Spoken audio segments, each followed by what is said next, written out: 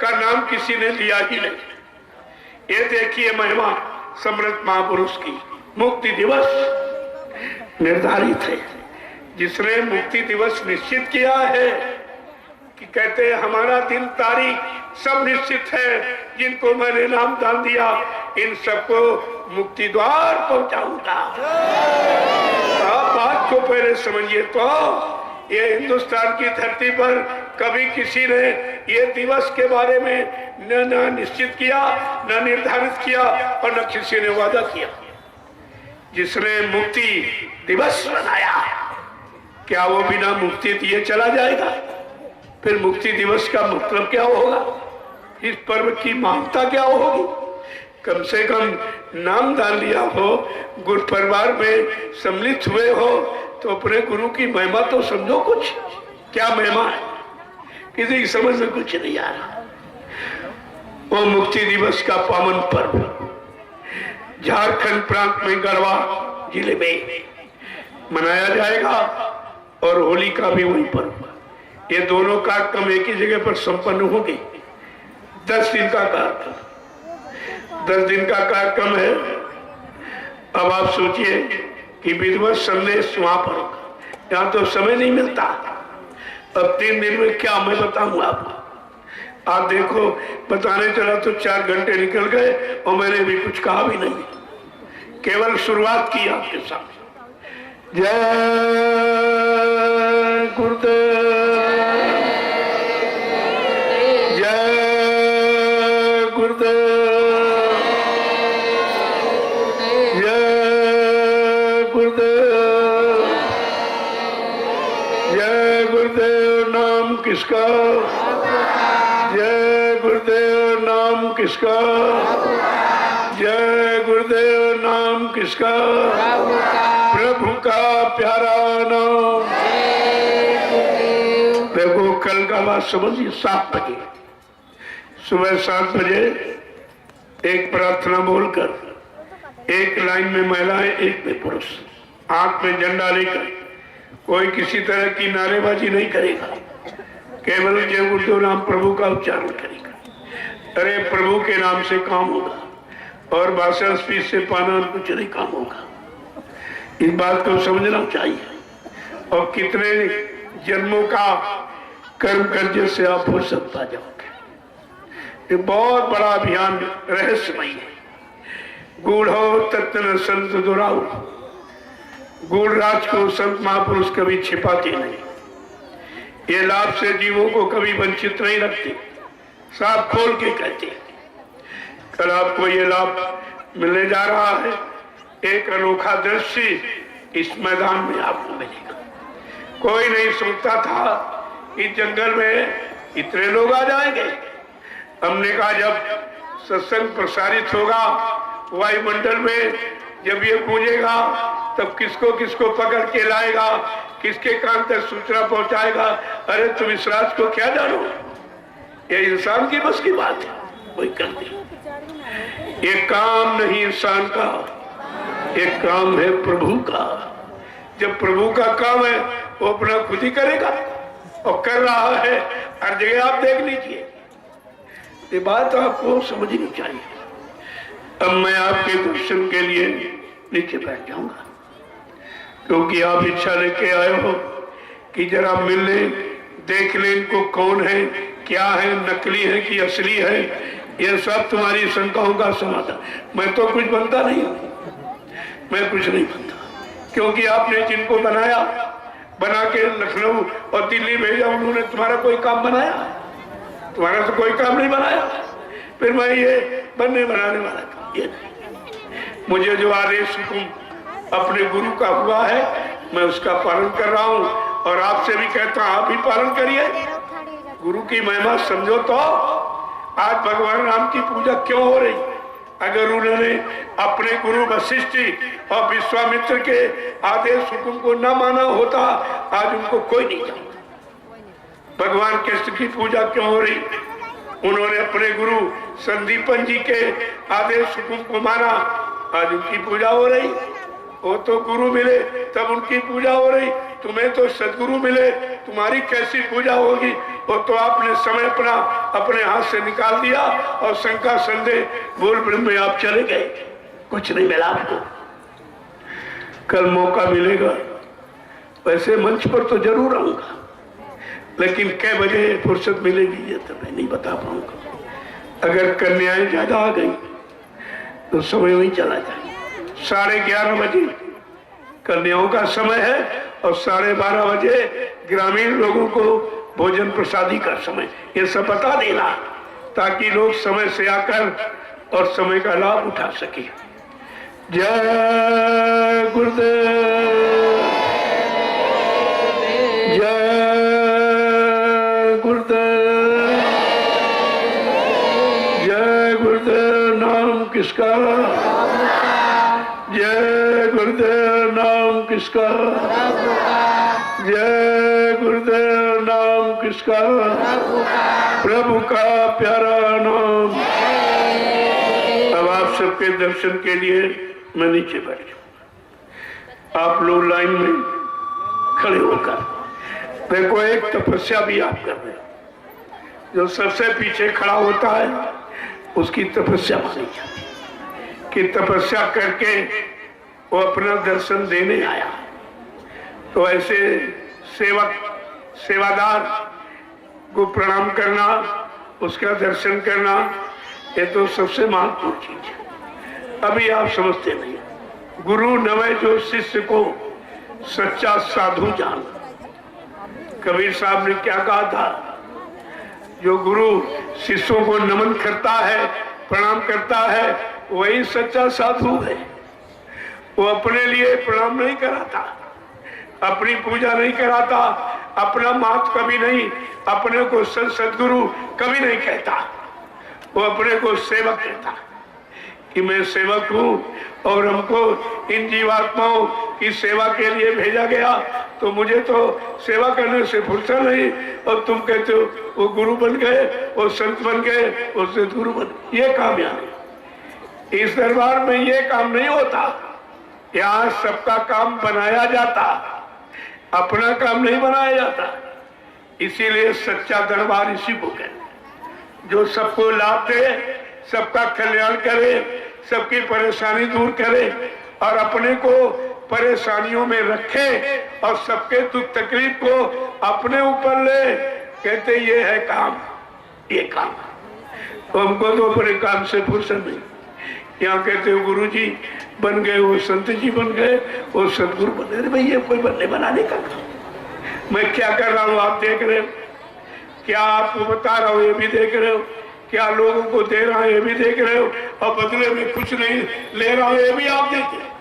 ये तो आपकी श्रद्धा, सेवा भाव। मैं तो नहीं कहता मुझे कुछ चाहिए, कहते नहीं नहीं हमारा 1 रुपया 2 रुपया 10, 50, 100 रुपए ले लो और इसी समय के सत्य काम में लगा देना। ये कहते मेरे पास समय नहीं कि घर गृहस्थी परिवार को छोड़ के आपके साथ चल। हमने कहा अगर ऐसी तुम्हारी कोई श्रद्धा है तो आपकी ये गाड़ी कमाई मैं परमात्मा में लगा देता हूँ। और नैमिषारण्य की तपोभूमि पर जो आपने 8 साल में मेरे हाथ में जबरदस्ती, मैं तो मानता नहीं, जबरदस्ती 1 रुपया 2 रुपया 10 रुपए दिए, मैंने उसको कितने संभाल के रखा। जब मैं कहता कि 10 रुपए में काम हो गया तो लोग आश्चर्य करते। हमने कहा काम इसलिए हो गया कि मैंने अपने पेट भरा नहीं, परिवार मेरे पास है, वैसे यही परिवार, एक परिवार है सब है और हर इंसान परिवार के लिए ही करता है। अगर मैं अपने गुरु परिवार के लिए कर रहा हूँ तो इसमें कौन सा बुरा काम कर रहा हूँ, मैं किसका नुकसान कर रहा हूँ। अब वो गुरु परिवार की महिमा समझे जाने तब तो मान पाएंगे, उनकी समझ में कुछ नहीं आ रहा। तो जो आप यहाँ देते हो ये विश्वास मैं विचार, क्योंकि वो 88,000 ऋषियों की तपोभूमि जहाँ से सदगुरु दयाल ने आह्वान किया कि यहीं से सतयुग के अंकुरन निकलेंगे। उस भूमि का सम्मान, उस भूमि की महिमा, गौरव गरिमा को कायम करने के लिए, गुरु के आदेश का पालन करने के लिए मैंने 1 साल में नैमिषारण्य की तपोभूमि पर आपकी इसी सेवा से 16 एकड़ जमीन खरीद और कितने 400-500 परिवार वहां परमानेंट भोजन पा रहे। एक गुरुदेव नगर वहां बस गया। मैंने कह दिया भाई जिनके बेटा बहू रोटी न देते हो आप आश्रम आ जाइए, भोजन और भजन दो ही काम वहां पर। तो देखिए पहले वहां की महिमा देखिए जो कई काम नहीं हो रहा हुआ। अब वहां के जितने धर्मशाला के जो जिम्मेदार लोग वो सब नफरत हमसे कर रहे, कहले इन्होंने मेरी दुकान बंद कर दी। भाई मैंने तो कुछ कहा नहीं, मेरे यहाँ जो आता है मैं उसको मुफ्त भोजन, बिजली पानी फ्री, आवास उनका फ्री, दवा उनकी फ्री, और यानी शादी बिना दहेज की शादी फ्री, मुंडन संस्कार नामकरण यज्ञोपवीत ये सब निःशुल्क होते। ये देखकर सब वहां लोग बड़े चकाचौंध हो गए कि ये क्या। अगर हमने कहा अगर आप लोगों ने सच्चा धर्मार्थ परमार्थ का कार्य नैमित धाम में किया होता तो हमको नैमित धाम में सदगुरु धाम बनाने की क्या जरूरत थी, हमें इसकी क्या जरूरत थी। क्योंकि जब कोई काम नहीं करोगे तो करना ही पड़ेगा, नहीं किया जाएगा तो लोग संत महात्माओं से आस्था हटा लेंगे अपनी। वैसा नहीं। मैंने इसीलिए जय गुरुदेव आध्यात्मिक वैचारिक प्रचार समिति मैंने बनाई है, उसका रजिस्ट्रेशन करा दिया, उसी में खाता खुला। जो प्रेमी सेवा देते हमने कहा खाते में डाल दो, पहुंच गई, वहीं से निकाल कर जमीन ले ली जाएगी। क्योंकि जब इतने लोग इकट्ठे पहुंच जाएंगे तो बगैर जमीन के भी उनको बैठा लूंगा कहाँ बैठेंगे, कहाँ सत्संग सुनेंगे, कहाँ भोजन करेंगे, कहाँ भजन करेंगे, दिशा मैदान कहाँ जाएंगे, नहाए धोए कहाँ। अरे भाई तुम्हारी व्यवस्था की व्यवस्था है, मैं तो अपने लिए कुछ नहीं। मेरी झोपड़ी हर जगह देखते आप बनती, वहां भी झोपड़ी बनी, मैं तो जीवन पर्यंत झोपड़ी में रहूंगा, आपकी व्यवस्था बना दूंगा।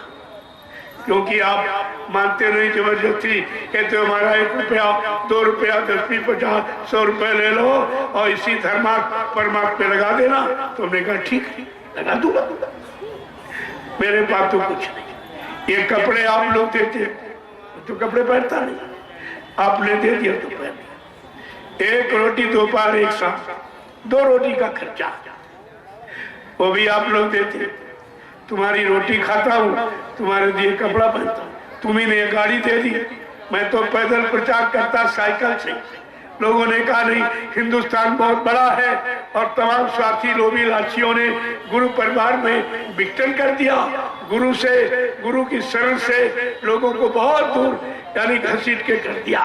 आप जितनी जल्दी हो सके इस गुरु परिवार को गुरु वचन सुनाकर इनको सही सच्चे रास्ते पर खड़ा कर दो।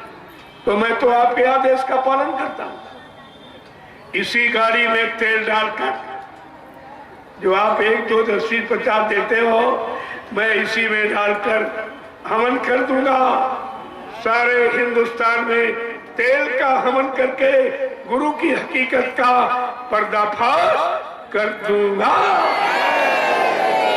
ये काम आपका हो जाएगा। अगर सभी गुरु परिवार के लोग गुरु प्रेमी भक्त अगर तुम मेरा साथ दे दो तो कितनी जल्दी काम हो जाए। ये सब अखेड़े खत्म हो जाएंगे, सारी दुकानें खत्म हो जाएंगी अगर ये, क्योंकि 45 करोड़ का परिवार नहीं, इतना जनमत किसी के पास।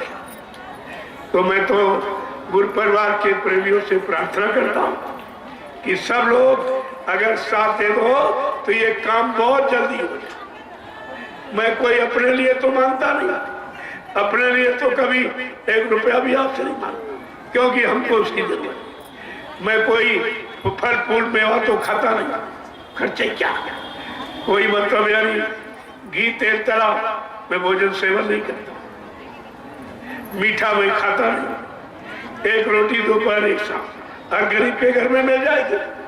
हम तुम्हारा रुपया पैसा धन दौलत सामान लेके क्या करेंगे। आप श्रद्धा से देते हो तो श्रद्धा को ठुकराना भी ठीक नहीं, मैं उसको उसी जगह लगा देता हूँ, सब तुम्हारा लग जाएगा। भाई मेरे कोई बीवी बच्चा तो है नहीं जिसके लिए मैं झूठ बोलूंगा या धोखा दूंगा। मेरा कोई बैंक बैलेंस खाता भी नहीं, कुछ नहीं, एकदम खुली किताब, खुली किताब। बस आप के लिए लगाओ, आपका काम हो जाए, अच्छी बात। मेरे पास तो कुछ नहीं, जो भी है सब आपका। नैमिषारण्य में जितनी जमीन ली सब संगत की, मैं अपने नाम कुछ नहीं करता। मैं करूं क्या करूंगा, मेरे पास इसीलिए मेरे पास कुछ नहीं। मेरे पास सिर्फ मेरी लंगोटी है, इसके सिवा कुछ सब आपका दिया हुआ है और आपके लिए है। आपके काम में लगा हूं कि जितनी जल्दी है काम हो जाए, जितनी जल्दी काम हो जाए। अभी तो लोगों की समझ में नहीं आ रहा, जब काम शुरू हो जाएगा तब तुम्हारी समझ में आएगा, लेकिन उस समय आपको लाभ क्या मिलेगा। अरे भाई काम जब शुरू हो जाता तब जो शुरू में लग जाते हैं वही पात्र बन जाते हैं उसके परिवर्तन के। जय गुरुदेव। तब सवा 4 घंटे और मैंने भी कुछ नहीं कहा।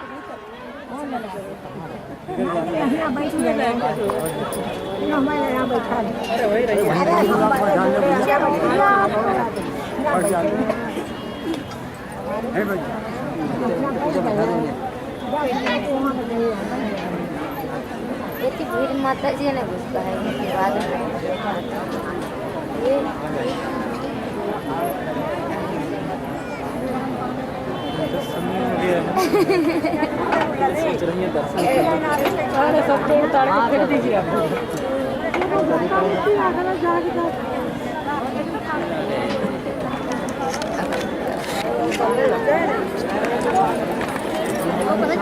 पीछे रहा भैया है